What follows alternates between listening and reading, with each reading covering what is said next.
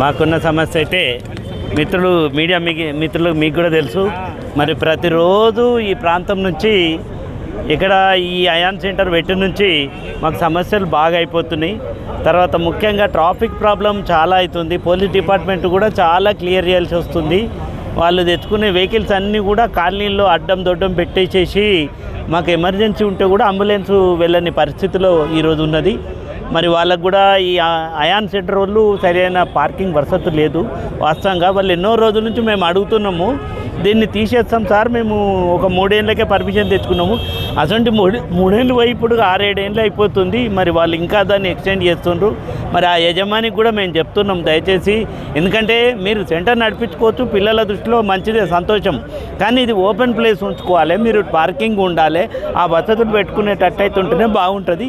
ఈ విషయంలో అందరం కూడా ఆల్ కాలనీస్, రిట్రీట్ కాలనీ మొదలు కానీ, తిరుమల ఎంక్లేవ్ కానీ, అప్ టు మొత్తం టోటల్ ఈ సైడ్ ఆ సైడ్ అన్ని కాలనీలు చాలా ఇబ్బంది పడుతున్నాయి. అంబులెన్స్ వచ్చినప్పుడు కూడా దారి అని పరిస్థితులు. ఫోన్లు ముఖ్యంగా జామర్స్ పెట్టిండ్రు వాళ్ళు, ఎందుకంటే అయాన్ సెంటర్లో వాళ్ళు మాల్ ప్రాక్టీస్ చేస్తారనే ఉద్దేశంతో జామర్ పెట్టిండ్రు.